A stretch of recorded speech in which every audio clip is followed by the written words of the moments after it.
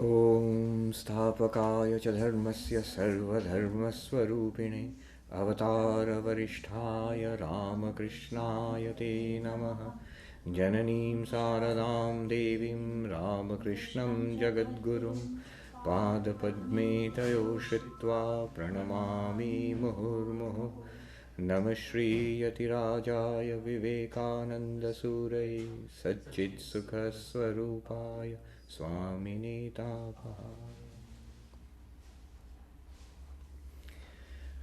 Namaskar and a very good morning to all of you here who are physically present and all those who are virtually present. You may well laugh, but I'm sure that those who are virtually present are laughing when I say physically present, so they are laughing at the people who are physically present. What a beautiful selection of the song we started from, the light divine, the light within. It perfectly matches what we're going to talk about. In fact, we can not have the talk anymore because that beautiful song said it all. What I've decided to speak about today, this morning, is a question and the answer to that question. The question was raised by a Vedanta student. We don't know who he or she was, but it was definitely a very long time ago. The question we find in the Kena Upanishad, at the beginning of the Kena Upanishad. Most conventional attempts at dating it have gone back to a time before the Buddha, definitely. So that's at least 25 centuries or more than that. So the question was asked oceans of time ago, from across this distance. And we will see what remarkable sense this question makes. What a remarkable question this is. What a remarkable person it must have been who asked this question for the first time. And how, after maybe 30 centuries, we are finally beginning to ask this question again in the late 20th and early 21st centuries. What was the question? The Sanskrit goes like this. Kene shitam preshitam patadi manah kena prana prathama preti yukta kene shitam vacham imam vadanti chakshu shrotram kaudeva yunakti.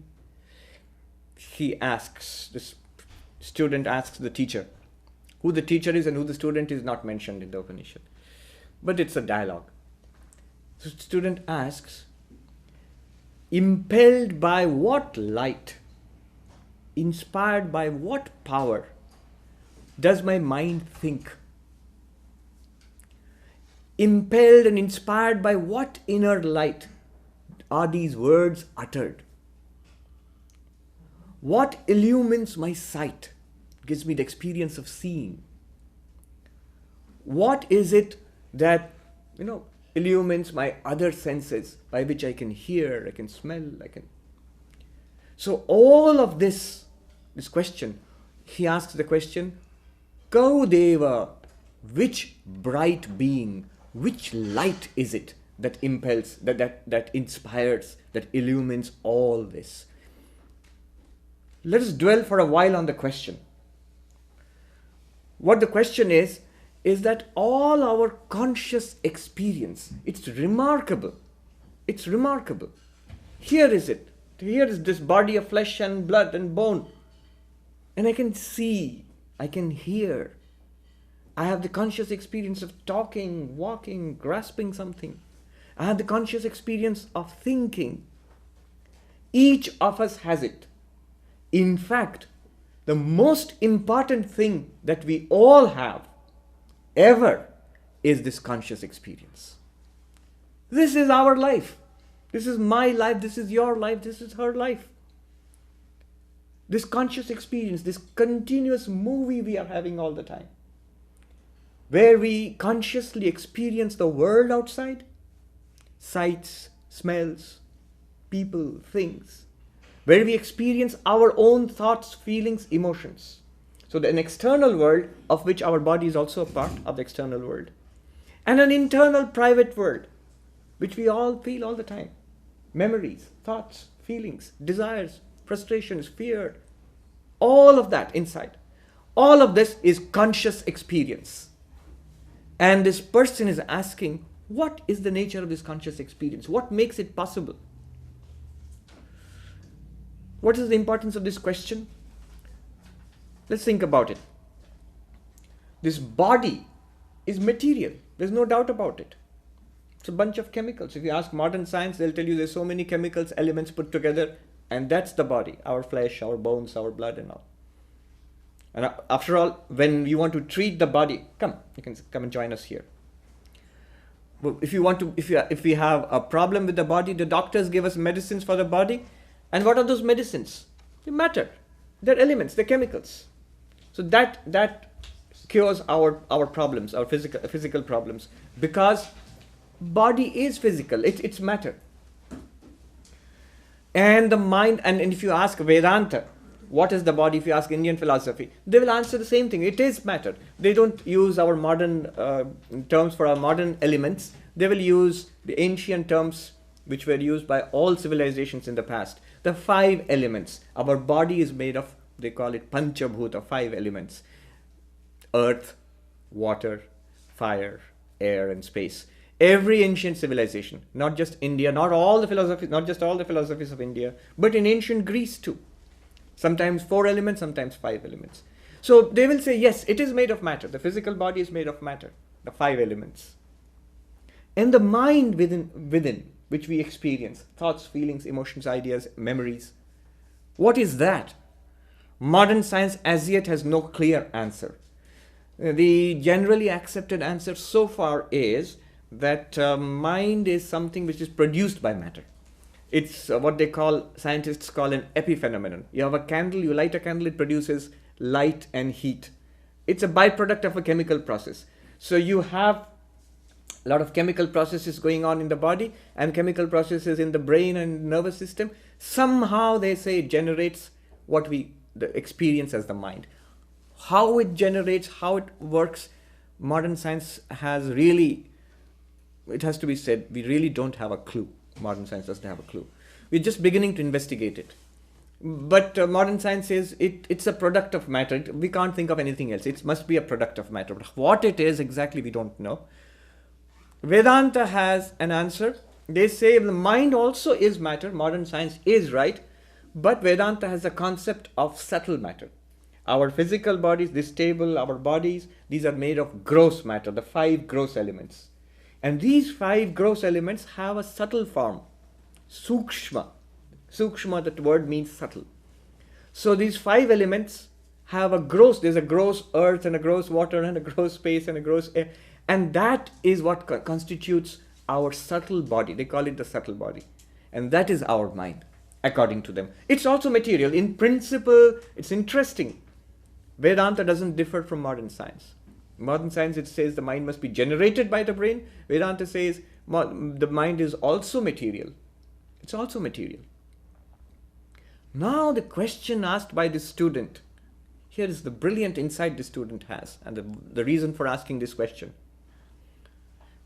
Matter is not consciousness. Matter is not aware. Matter is not sentient. How does matter suddenly become conscious, aware, sentient? It's like these bright lights which we have here. When they were in the shop, before the Swami bought them and put them in here, they were in the shop. They didn't produce light. When you put them in, produces light. When you hook up these microphones to the electricity, it amplifies sound. It goes to you. When you hook up that camera, it starts recording video and transmitting to people, through the internet. When you hook it up, it starts transmitting throughout the world and to other cities and to Canada and so on other places. What happened to the bulb, which was not giving light? What suddenly happened to it? It's giving light now. What happened to the microphone? It's amplifying sound. What happened to the laptop suddenly? It's transmitting data across the world. What got into these things? Let's put it in another way, even simpler. There is water here, and you drink it, it's sweet. Strange. And then there is water here, you drink it, it's salty. Oh, strange. It look alike. So you are you can ask legitimately, what got into this water which looks clear, but it tastes sweet? What got into this water which looks exactly the same, but it tastes salty? So you know that somebody has put sugar in this water, somebody has put salt in this water. You know that this electricity has gotten into this bulb and it shines. Electricity has gotten into this microphone and it amplifies sound. And electricity is flowing through these devices, the wonders of modern technology, our laptops and our cameras. One of them starts recording video, the other one starts transmitting data, hooks up to the internet. So something has come from outside which makes these things do what they are doing. They are doing what they are designed to do, but they need something from outside to make them do what they are doing, because they don't do it by themselves. Now he's asking this question. What is it that gives us conscious experience? What is it which actually makes us what we are, sentient, conscious, aware beings? What generates this inner movie which we have, which we call our inner lives? What is that? That's the question he's asking. It's a powerful question. It's like, the difference is, nowadays we have, actually here in California, we have something called a driverless car. It's making the news, the Google car. And different companies are working on that. Now suppose you are driving along and you're coming here to the Vedanta class, and you look at the traffic stop and you look and find this little car which is next to you, and there's nobody at the wheel. Nobody at the wheel. And you look at that. Now the Google car is driving along and it does perfectly well. It scares you, but the car is supremely confident. It drives along perfectly well. It senses you, keeps a distance from you. It goes where it's supposed to go. I mean, it's incredible what they're doing now. I was reading the covers. It was on cover story of Time magazine just a month back. Not only are they saying they're going to make those things legal, they're going to make it mandatory. You will not be allowed to drive anymore. Yes. It sounds like something even in science fiction you couldn't have really dreamt of it. But they say they're going to do it. They say that there is all sorts of reasons for doing it. Well, one of the transport authorities says, why would you want to put a human being in charge of a 2-ton death machine, which is your car? They are saying it's going to be much safer. And it's going to solve the parking problem. Normally people wouldn't vote for such a thing, but if it says you're going to solve your parking problem, how does it solve your parking problem? It drops you off. Once you get down, it scoots off and it finds a place to park anywhere in the city. When you want to go, you just summon, and there's an app called Summon. You press the switch on that, it'll come to you. And it'll tell you, I'm coming in 10 minutes. It'll pick you up. And there's no driver in it. And it's already there, the technology is there. Now the point here is, why I'm giving this is a beautiful example. And this example was actually used by a neuroscientist in giving a talk recently in Cambridge University. So I'm just quoting him. He says, imagine you are driving and the Google car pulls along next to you. Now, the Google car is doing exactly what you are doing. Driving the car, performing the same functions. But the Google car does not feel what it is to drive, You have a conscious feeling. You see things, you are aware of other vehicles, you are controlling, you have a feel of the vehicle you are driving. Sight, sounds, a first-person experience, a subjective experience. None of it exists in the Google car. The Google car does not feel what it is like to drive. But it can drive. It can do exactly what you can do. After a fashion, it can also see. A sensor. You don't have to go as fancy as a Google car. When you put your hand in a wash basin, it starts giving water. It senses the presence of your hand. When you walk through a door in an airport, it opens. It senses your presence. So technically, those things are possible. But what is the difference? The difference is those sensors, that Google car, it doesn't have awareness, consciousness, a first-person experience. What do I mean by that? This is what modern philosophers and neuroscientists, they're calling the hard problem of consciousness. Those who are in this field, they know about this. Consciousness studies is booming now in the last 20, 30 years. A lot of work is being done on that. And as we can see, it is the most important field of science because it's directly about ourselves. The external world is out there, body is closer to us, the mind, the science of the mind, psychology is closer to us, but even closer to us is our own consciousness, awareness. So the science is finally beginning to ask questions about consciousness. And once they have started asking questions about consciousness, they have found the problem divides itself into two parts. One whole set they call the easy problem of consciousness. Easy within quotes because it's not at all easy, but still comparatively easy. What are those problems? How do we see, how do we hear, the mechanism. How is it that light enters our eyes and then it's converted into electrical signals going to the brain and so on? How is vision possible? How is speech possible? Those various processes which consciousness operates in our body and mind. Those are technical problems, and what they normally do is, nowadays, there's a lot of work going on even in San Diego here itself, advanced cutting edge work. What they do is, they have sophisticated machines called fMRI, functional MRI. They'll hook it up to your brain, and when you do certain things, certain areas of our brains fire, neurons fire, and they correlate. You're looking at a cartoon, and a certain area of the brain fires. So, okay, this is the neuron which fires when you watch Mickey Mouse. Something like that. Not as silly as that, but yes. So they call it a science of correlation. Something you do, and something happens in the brain, and they correlate. So this is one way of understanding consciousness. As you can see, it's a very physical way of understanding consciousness from an external point of view. But that's only one aspect. The real aspect of consciousness, which is interesting, is our inner experience. You know what the difference is? It's like a doctor comes and examines the enzymes in my stomach and the secretion of juices and things like that. And finally, after all the examination, says, okay, this person is hungry. And I can report to you that I am hungry because I can feel it. So I have an inner feeling, a consciousness. And externally, a scientist or a doctor may measure certain things and come to a conclusion, which I feel or you feel directly inside. So the direct feeling inside, how is that possible? How is that possible? That's not possible in matter. Because matter doing exactly what you are doing, the Google car and you driving, they're doing exactly the same thing. In one, there is a conscious feeling. In the other one, there's no conscious feeling. It's a sophisticated computer device which is doing all the things which we are doing. So the difference between the Google car and you can come here. You want to sit? You can come here. Coffee. Okay. So this difference, there's a philosopher, David Chalmers. You can look it up. Lot of the talks are available on internet and YouTube too. He has given TED talks and all it, and this subject has been going on for quite a while. David Chalmers.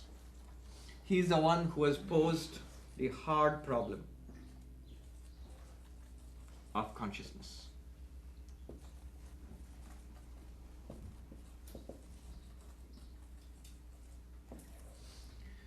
Look it up. It's very interesting.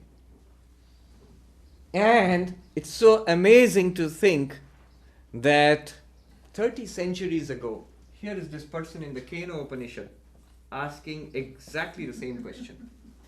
The Keno Upanishad.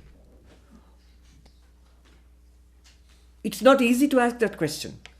We are barely beginning to understand this problem itself. We are barely beginning to formulate the question. A lot of very smart people don't even understand the question. I saw this debate online between some very brilliant people. There was Rebecca Goldstein who wrote this book on 36 Arguments for the Existence of God, something like that. Yeah, and she's a scientist and a science writer. She wrote a biography of Kurt Gödel. And she was asking this question, that the fundamental question of consciousness is, how do we get this first-person subjective experience? And on the panel, there was this brilliant, absolutely brilliant guy, a mathematician, Minsky. And he did not get the question at all. He said, there's no problem of consciousness. There's a problem of how do we see, and there's a problem of how do we hear, and there's a problem of how do we speak. And you psychologists and consciousness studies people, you are just, because you don't understand them, you are clubbing these problems together and calling it the problem of consciousness. There is no problem of consciousness. It's only a problem of seeing and hearing. Once we understand that, the problem of consciousness is solved. He just doesn't get the question. What is the difference between the Google car driving, the computer driving the Google car, and you driving your car? Minsky says, no difference. There's just a machine doing the things, and here is a physical, biological machine doing something. There's no difference. But what about the inner experience? There's no such thing as an inner experience. You might think that's incredible. He doesn't get it. Is he a zombie or something? It doesn't. Has he been made by Google? But he's not alone. There are a number of very brilliant people who don't seem to think it's a problem at all. The light within, the light divine, the divine light which we just sang about. Minsky says there's no light. It's all dark inside. What light?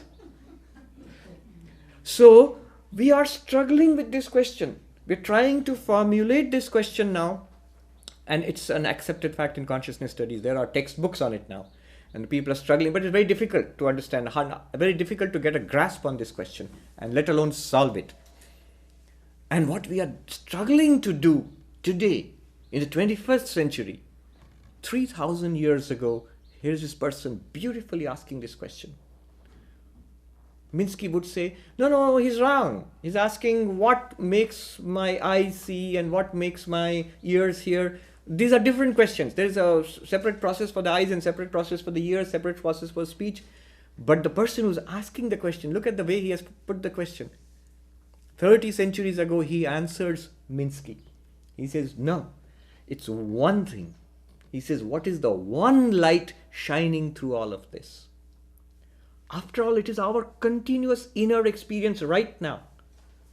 We know that though seeing something is very different from hearing something, and that is very different from smelling or tasting something, and yet we all know these are all conscious experiences. These are part of our conscious life. It's one subjective experience which I'm having, different types of subjective experience, but it's me. I am experiencing it. These are not different processes. Physically, they are different processes. Externally, different. Biologically, they are different processes. But deep inside, these are all conscious experiences which I am having. And that guy in the Kena Upanishad, he is asking this question. By what is this possible? It's not possible by itself. By itself, a Google car is possible. By itself, the water tap sensor is possible. But by itself, a conscious experience of this human being doing all this is not possible. Something got into it. Something got into the water to make it salty. Something got into the water to make it sweet. Something got into the light to make it shine. It's capable of shining, but it needs something to shine. Otherwise, it would always be shining. Similarly, what got into this bundle of matter? Gross matter, the body, and subtle matter, the mind, which makes it lighten up, which makes it shine. What is that light? That is his question. Now we just begin to understand the question. And because the Upanishad in Sanskrit starts with Kena. Kena literally in Sanskrit means by what. So the Upanishad itself is called Kena Upanishad. So the by what Upanishad.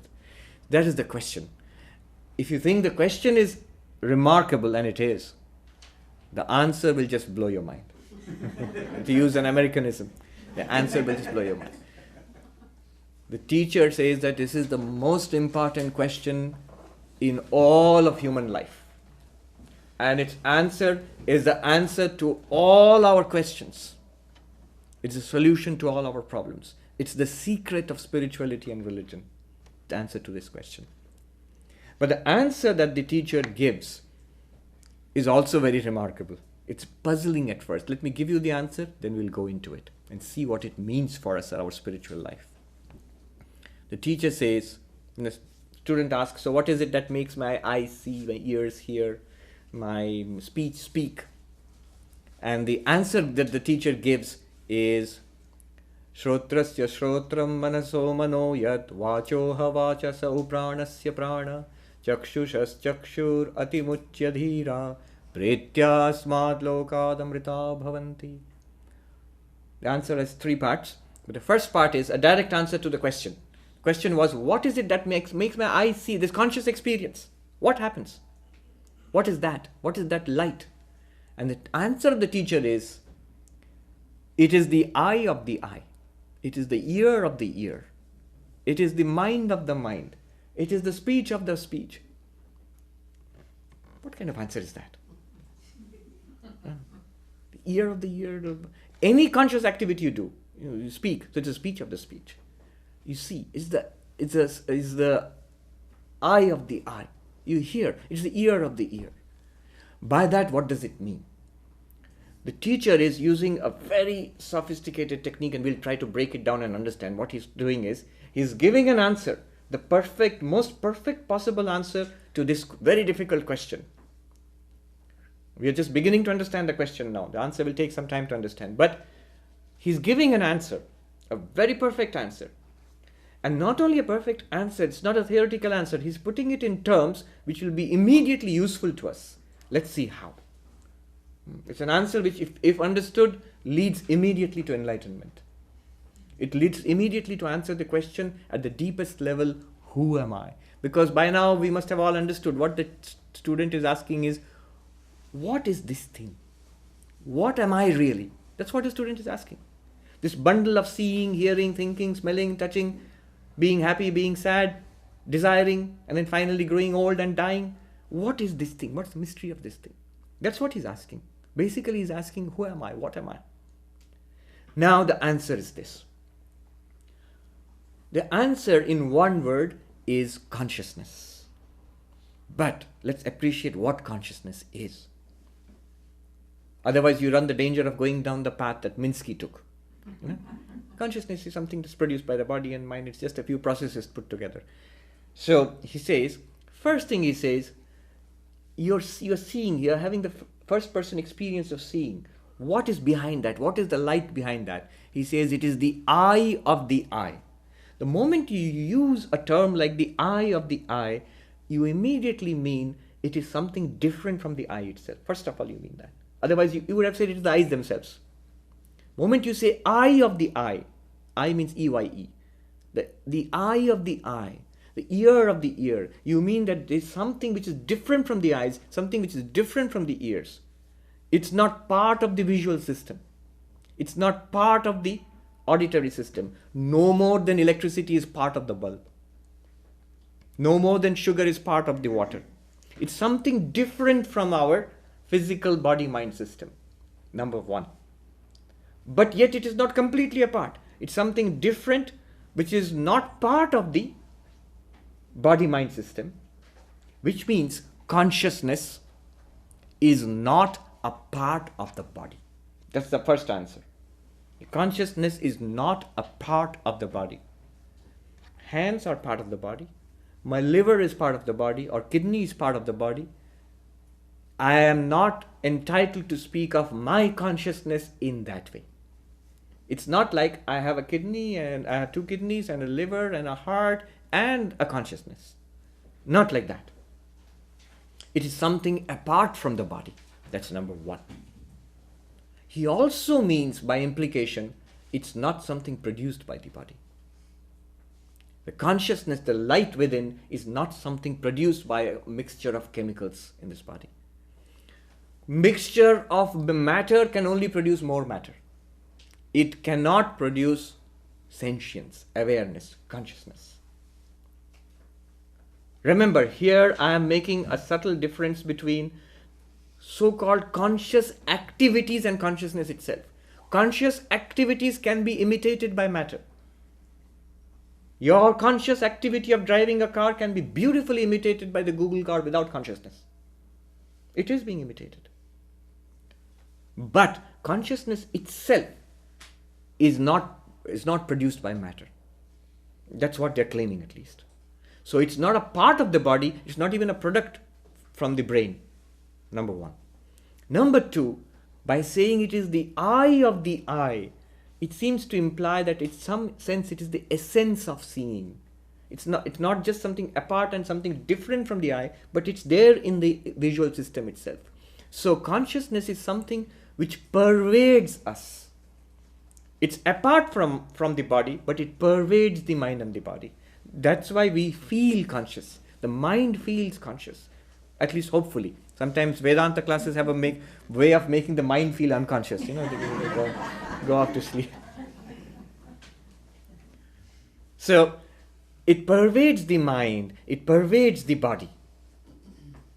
And when you say eye of the eye, ear of the ear, it is that which makes the eyes see, that which enables the ears to hear, that which enables us to have all these conscious experiences of seeing, hearing, talking, smelling, touching, remembering, doing. All these conscious experiences are made possible by that light, which is apart from this body and mind, pervading this body and mind, enlivening this body and mind. Just like electricity makes the bulb shine, makes the fans go round and round, makes the microphone amplify sound. These activities are very different. Going round and round and producing air is very different from shining and producing light, is very different from magnifying sound, is very different from transmitting data across the internet. So different, these activities. And yet all of them are made possible by electricity, as an example.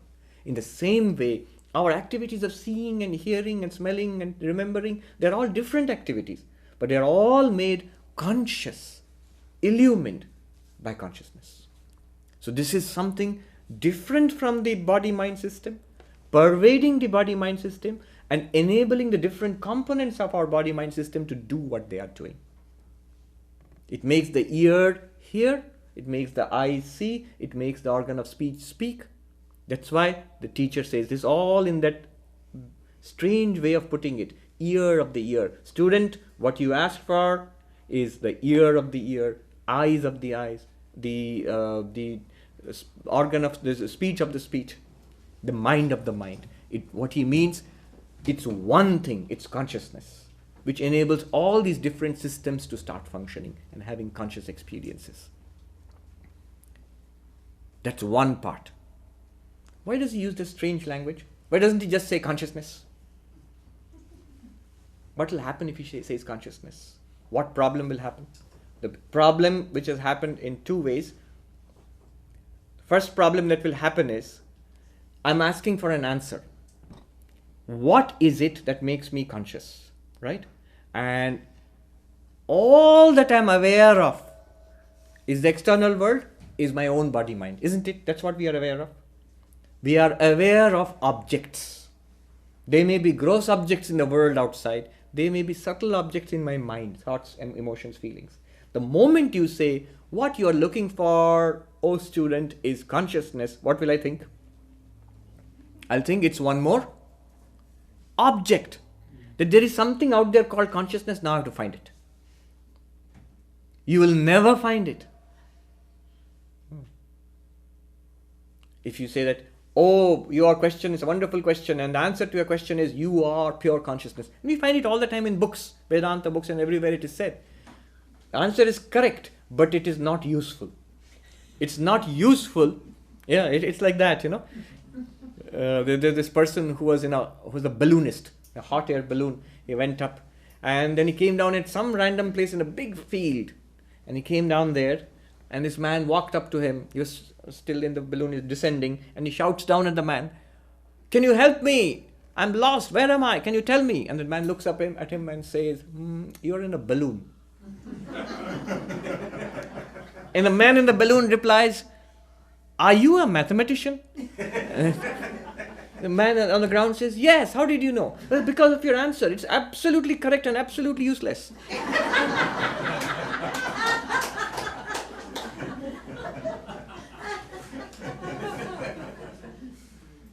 Well, this is at least useless, but if you say that to the student, that light which you are looking for, which makes all this conscious experience possible, which makes your conscious life possible, that light is consciousness, immediately that person, the student, will start looking for consciousness.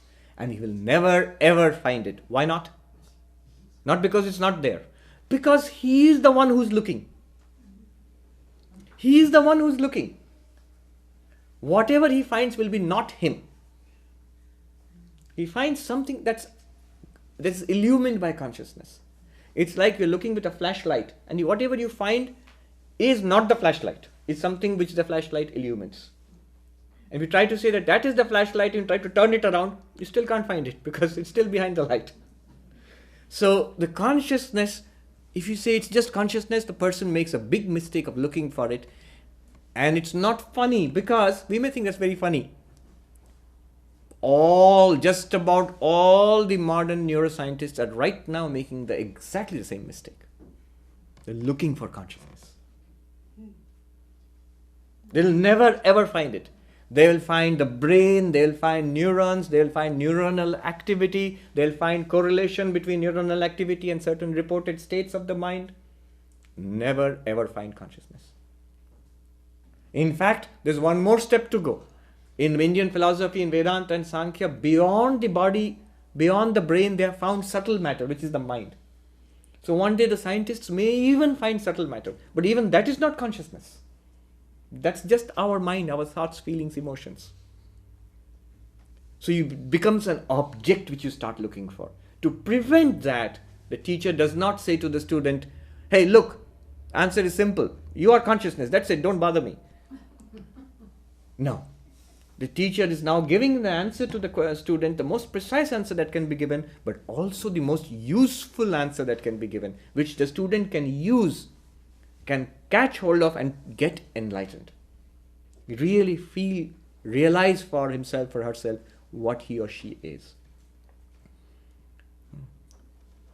Mind of the mind, ear of the ear, eye of the eye.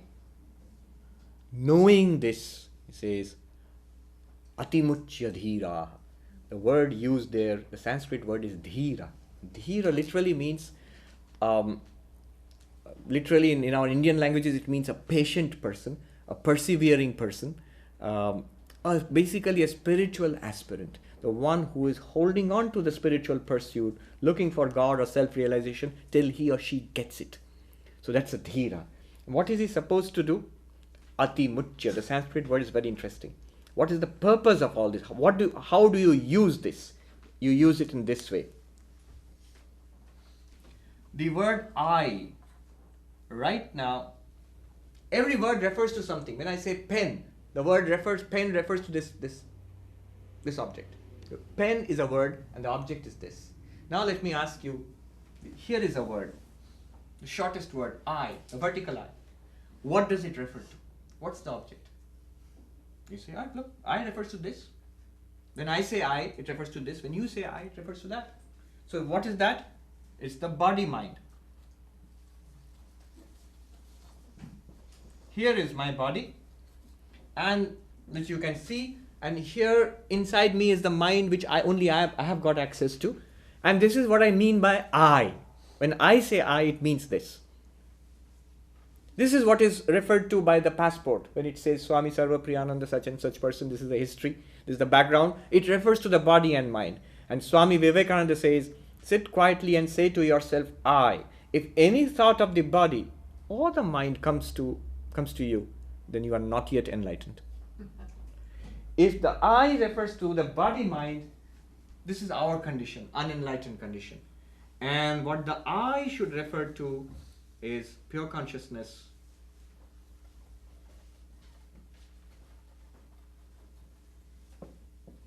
This is enlightened. This transferring of the reference of the I. The enlightened person, when he or she uses the word I, it refers to consciousness. Often an enlightened person will refer to the body and mind as this. Sri Ramakrishna used to do it.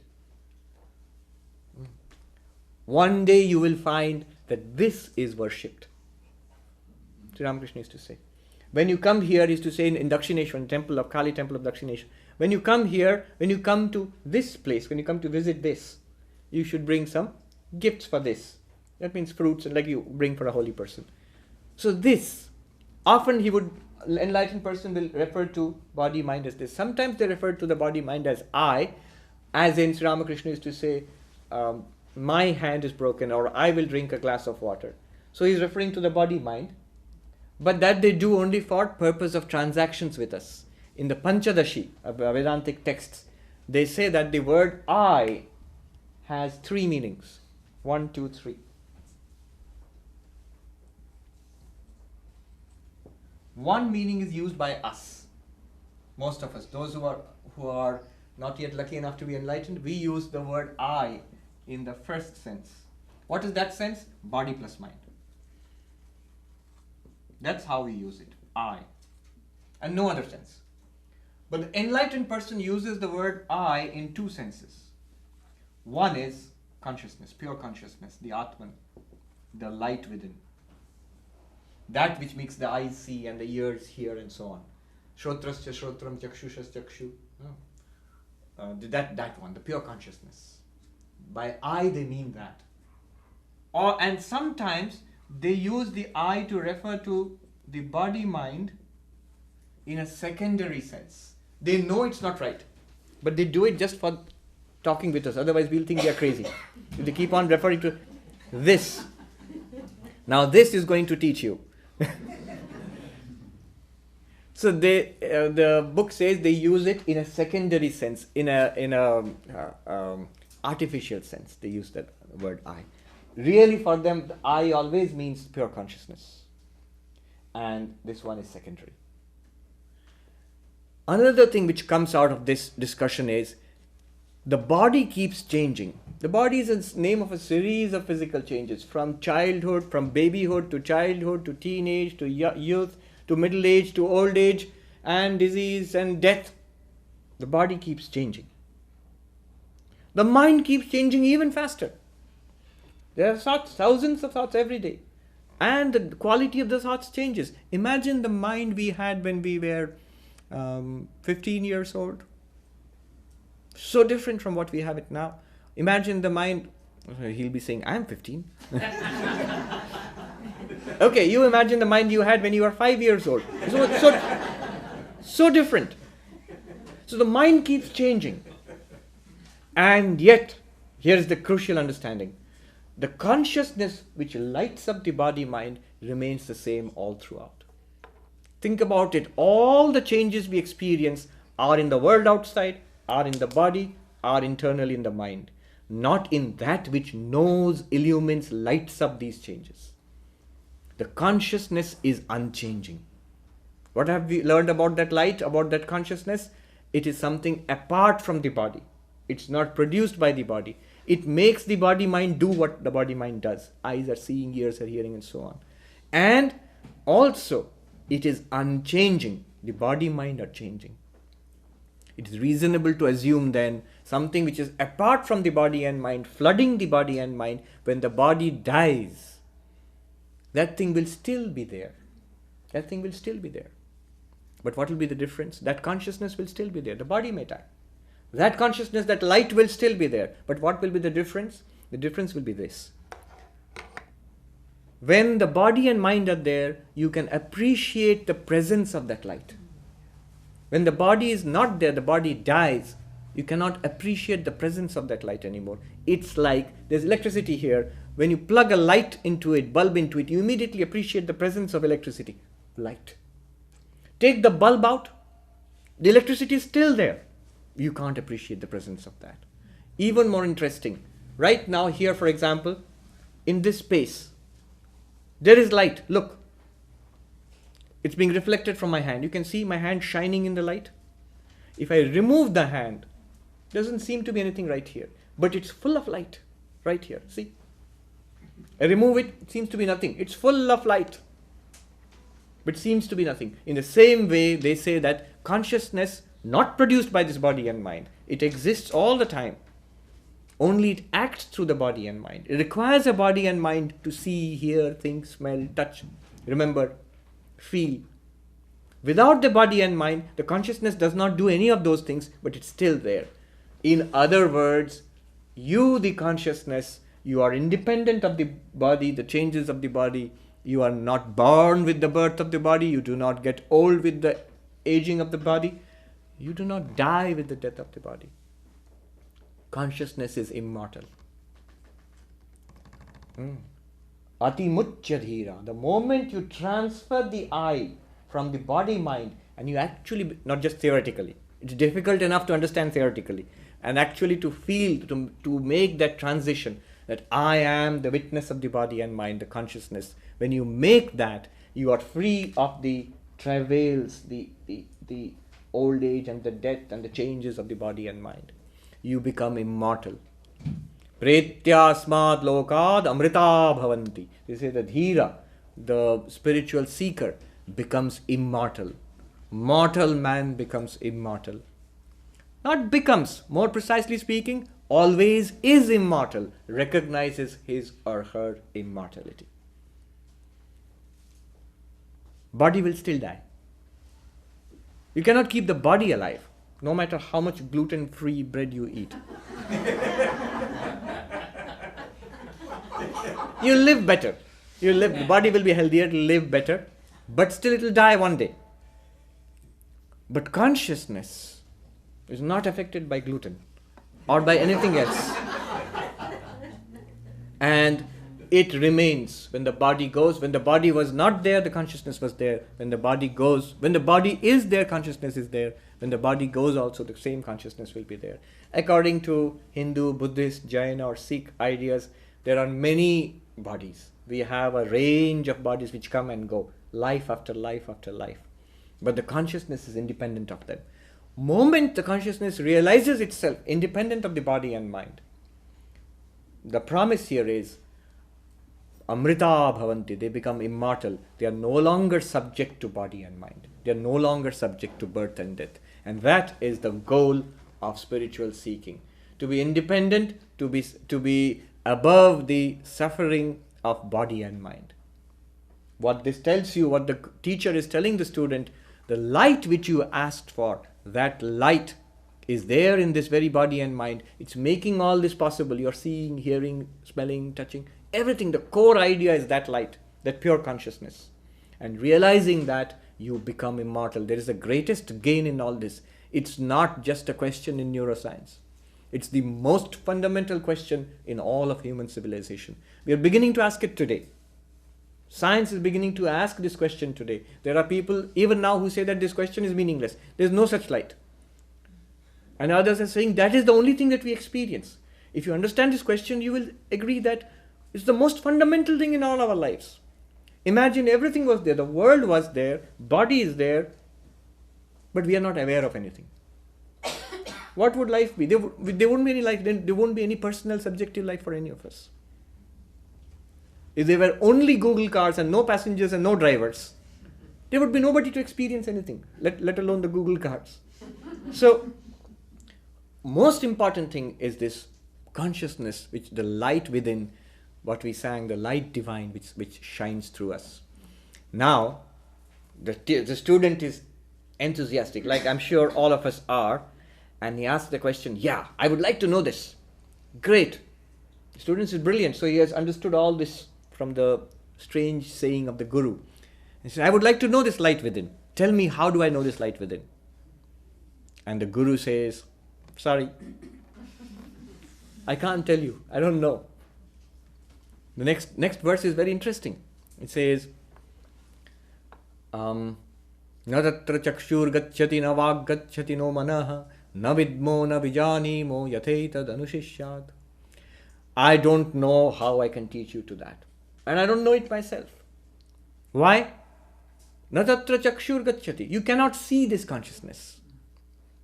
You cannot see it, you cannot hear it, you cannot taste it. None of the sense organs can reveal this consciousness to you. Na vag gacchati. Language does not suffice. That's why it's so difficult to express it with language. Because language is not meant to express the pure subject. Language always operates in the domain of the object. No manaha. You cannot think about it. Mind cannot know it. Language cannot express it. Sense organs, you cannot see it. Even with the most powerful instruments, you cannot see it. And hence, I do not know it, nor do I know how I can instruct you about it. The student says, hey, wait a minute. You're wasting my time then. You called us out on this Saturday morning. You could have done a lot of other things. And after 1 hour, you tell me you don't know. You don't know? Okay, I'm leaving. And then the teacher says, imagine this happened 30 centuries ago. He says, wait. This is not all. And he says, there is a way of realizing it. let me try it. My teacher tried it upon me and I became enlightened. The teacher says, let me try it upon you. Let's see if you become enlightened. The student sort of sullen, okay, let's see. And the teacher says, Anyadeva tadviditad atho aviditad adhi iti sushruma purvesham yenastadvyacha chakshire. Our teachers taught it in this way. What's the way? It's like this. That which you are looking for, this consciousness, now you understand it theoretically. You want to know it practically, realize it. Yes, here it is there. Listen carefully. It is not something that is known. Oh, it's unknown. It is not something that is unknown. Anyad eva tad veditad. It is something quite different from everything that you know. Okay, so it's something that I don't know. It's quite something that's quite different from everything that you don't know.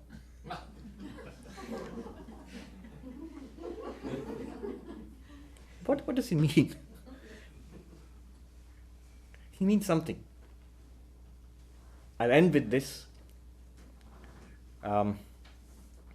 Let's see if you can tell me what he means. I've tried it with different audiences. Usually kids get it first. It's like, just take it as a simple riddle. What is it that you do not know and yet it is not unknown? Tell me. There is something.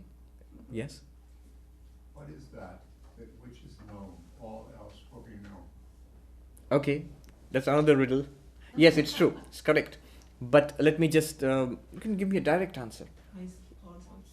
Yes! You yourself. Think about it. You yourself.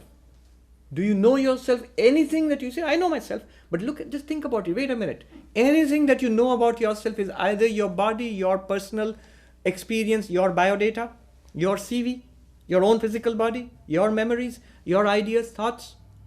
They are not you. We just saw. They are what the light shines through. And yet, can you say that I don't know myself? Of course not. What do you know more than yourself?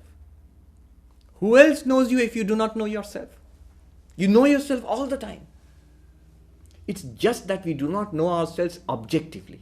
As I know this pen or this microphone or this audience or even my own body or even my own mind, I do not know that which is knowing. And yet that which is knowing is ever shining. How is it shining? Well, it's just like all these people are here. How do you know that? You say, well, because I see them. You see them. The proof that they are here is because you see them, right? How do you know that you have got eyes? You can't say, I see them. You don't see your own eyes. How do you know that you've got eyes? Oh, I see the reflection of my eyes. No, that's just a reflection. The eyes directly do not see themselves.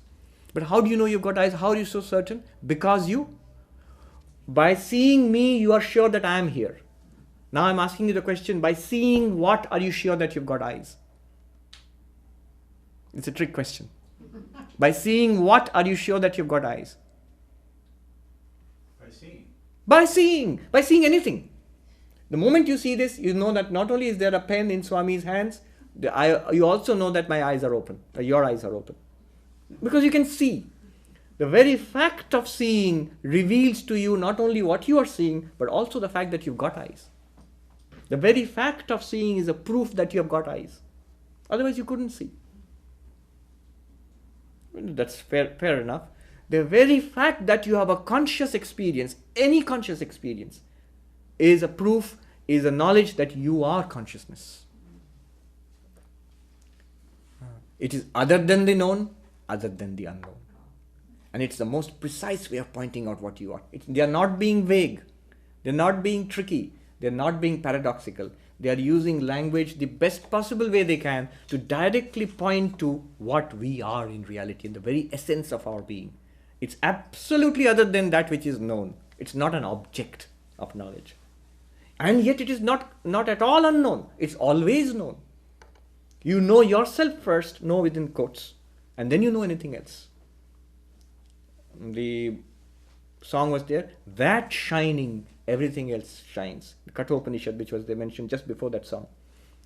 Tameva bhantam anubhati sarvam tasya bhasa sarvamidam vibhati. That shining, everything else shines. By its light, everything is lit up. What's that it? It's you. You shining, everything else shines. What shines? Your eyes shine, your ears shine, your mind shines. By your light is the entire psychophysical body system you call yourself. The entire thing is lit up by your light. That is what they are pointing towards. It's always available. All the time it's available. What is its relation to God? What is its relation to spirituality? That we will see in the question answer session. We have got some more time to discuss it.